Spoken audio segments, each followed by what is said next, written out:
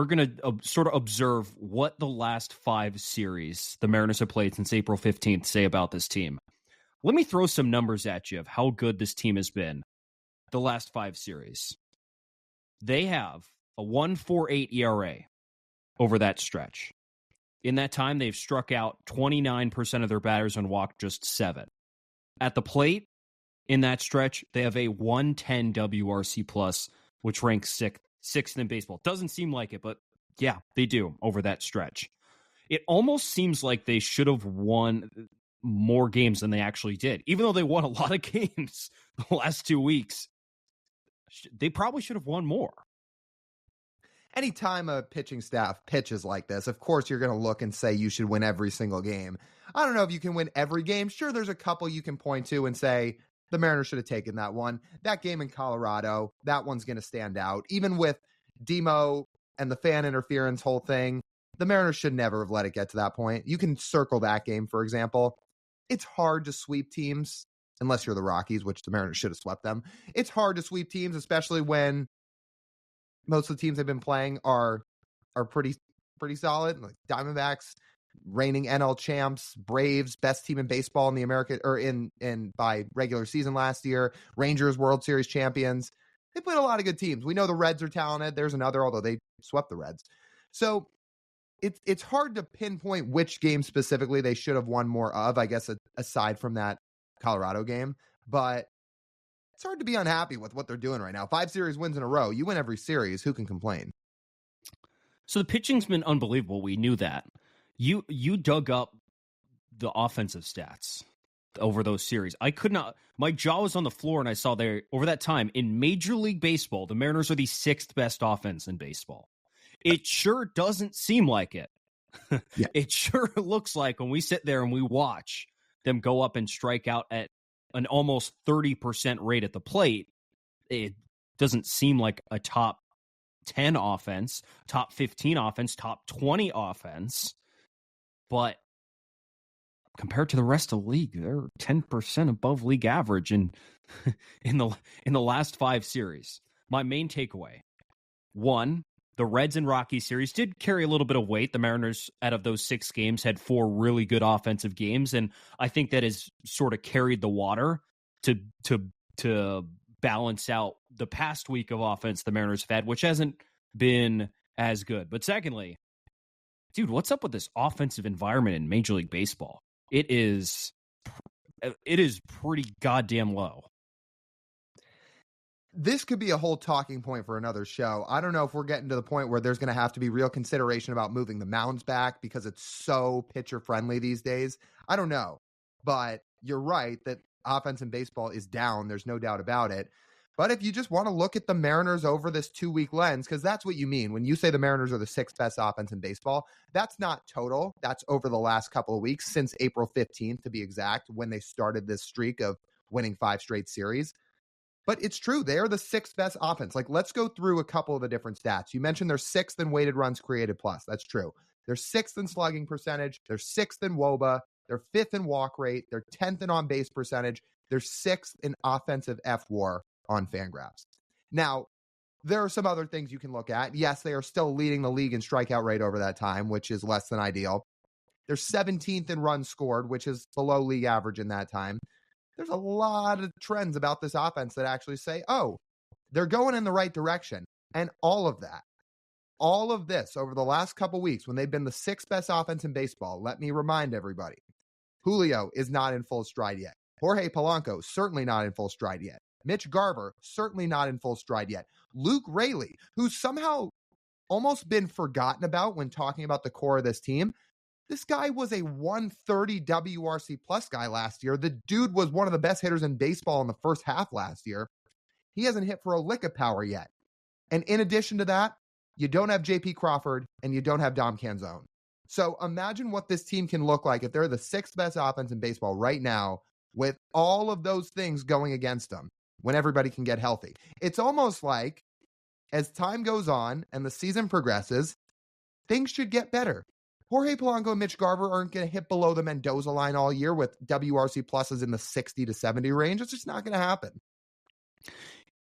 Could it be that this Mariners offense, in a general sense of baseball, if we want to take multiple seasons into account, this offense might not be overly productive by the raw numbers, but then we get to the end of the year and we look at the rest of the league and they could still be above league average. Like Jorge Polanco and Mitch Garver, based on the pitching that we've seen so far this season, could have bad years compared to their other years, and yet still, by the league average, still be good players.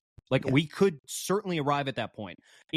The April production for hitters in Major League Baseball is suggesting that both Jorge Polanco and Mitch Garver are having not just bad years. I mean, they're having outlier bad years in their careers, like not even close to the low points in their careers so far. And you're like, this cannot be like, this literally cannot be that like this. They cannot just be washed players. They can't be done. They can't be toast, right? That just doesn't really make sense. Like, we'll talk about Mitch Garver a little bit more in our next storyline. But Polanco, for example, the most he had ever struck out in his career before the season was last year when he was hurt in and out of the lineup, was 25.7%. He is at 31% this year. Guys don't just add 5% to their K rate when they turn 30. That's not very normal. So it just doesn't really make much sense. And some of these numbers could just reflect the fact that major league teams have figured out this whole pitching thing. Like, they've really figured out the best way to attack hitters, and it is really difficult for these hitters to adjust. The spin is too good, the velocity is too good, and it doesn't help that some umpires, like our special friend on Wednesday, who we'll get to also later on in this episode behind the plate, was giving Chris Sale 6 inches off the outside corner. I don't know how you're supposed to hit, right?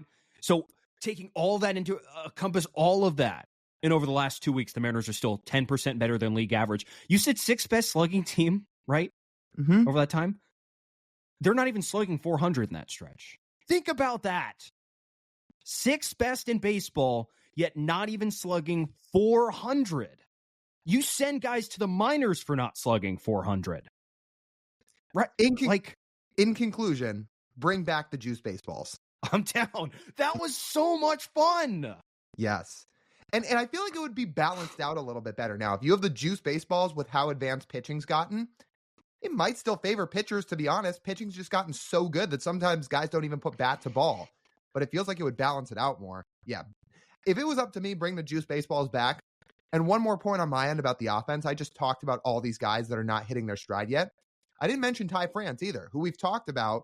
You look at his Baseball Savant page, it says he's gotten unlucky in a lot of ways, and he is hitting the ball hard. He just needs to, 1, start elevating a little bit more, and 2, have some better luck go his way, which will balance out over time.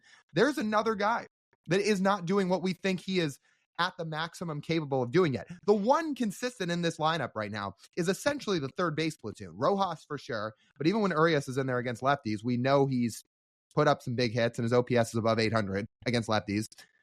It's basically them. And at times, Cal Raleigh, too. Cal's had some hot stretches. Then he had this whole thing where he had to have a dental procedure, and I think it's hampered him for a couple games because he was 0 for 16 at one point since getting the dental procedure before getting a hit this weekend. So it's really just been Raleigh and third base. The rest of the team is not even close to hitting their stride yet. Mitch Haniger's been cold the last couple weeks, too. Yet, in spite of all of that, 6th best offense in baseball. My one last observation from this 5-game stretch. So, let's just rattle off the last 3 series. Yeah. Sorry, you said 5-game stretch. 5 series. Yeah. They just defeated the reigning National League champs, American League champs, and the best team in baseball. The Braves have, you can argue, been the best team in baseball for the last 3 seasons combined, right? Mm-hmm. They are really, really good. Mariners won all 3 of those series, and we can firmly stamp playoff contender on this team. Like, we thought it preseason. First couple of weeks are rocky, but this stretch confirms that. I don't know if we're quite to the World Series contender yet, but playoff contender, yeah, absolutely. No team with a pitching staff this good that has stretches like this, historic stretches like this on the mound, they rarely miss the playoffs. I mean, under 10% of the time. If you go year by year and look at the best ERA teams in baseball, they're almost always in the playoffs. And this team, I mean, if they're putting up 2.5-week stretches of a 1-4-8 1.48 ERA. It's pretty historic. By the way, you want to know a little fun nugget? I was curious some of the ERA, strikeout percentage, walk percentage, how that would compare to a pitcher's full season. Do you know one of the closest comparisons to the Mariners pitching the last 5 series over a full season from one pitcher? You know what I like to say? Enlighten me. 2021, Jacob deGrom. Yeah, the season where, if I can fill in everybody, he had a 1.08 ERA. He struck out 45% of his batters and walked like 3. Man, you're channeling your inner Alex Mayer with a stat like that. I don't know how long that took you to dig it up. I'm flattered with the comparison, but Alex clears me by a lot. Yeah, he's a great Twitter follower for anybody that doesn't already follow him. He will tweet some unreal Seattle Mariners stats. But yeah, look, we know what the rotation's done. I do want to give a little bit of, or not a little bit, a good amount of credit to this bullpen too, because part of that 1.48 ERA in total over these 2 weeks is the bullpen. Starters have been great. Their ERA sits at 1.39 combined. The bullpen ERA sits at a combined 1.65. And as we know, no Matt Brash, still going to have to wait for an update on him. No Gregory Santos, still progressing his way back.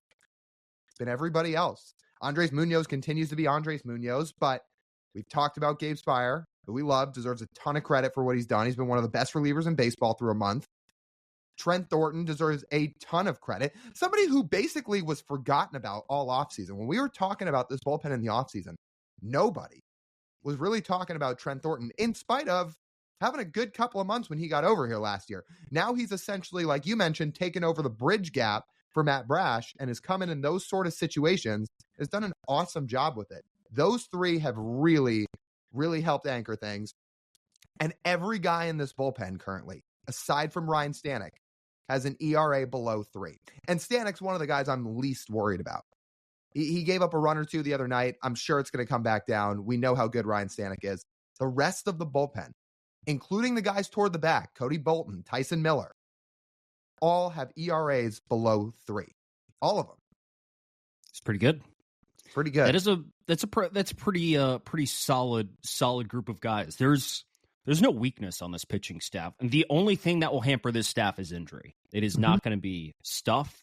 It is not going to be talent. It is not going to be strike throwing ability. That injury is it. If these guys stay healthy and they get a Gregory Santos back, playoff contender. Right now, playoff contender. We can almost certainly say that. I think they're a playoff contender right now. Obviously, if they get Santos back, they take another step. And yeah, they're a playoff contender now. If they get Santos back, it just takes them a notch above where they're already at. And part of this is delusion on my end, I'm sure. And part of because I just love watching Matt Brash. I'm still trying to hold on to the somewhere between the 3 to 5% hope that maybe some positive news comes back, where if he gives it another couple weeks rest and tries to ramp it up again, maybe he can get back healthy. Of course, I'm not expecting that, but I'm trying to hold out some real hope of any light of positivity that I can, that maybe we'll see him back this year, because obviously if he gets back, bullpen takes another step. Yeah, I really hope so. So I think we're both crossing our fingers. Then, I mean, like you said, then we can circle back on a storyline, and we could actually seriously consider if this is the best bullpen in Mariners history. We could have a little bit more fun with that. I think we both perceive that right now, but when we actually see everyone locked and loaded in that bullpen, I think that'll be a pretty fun discussion to have.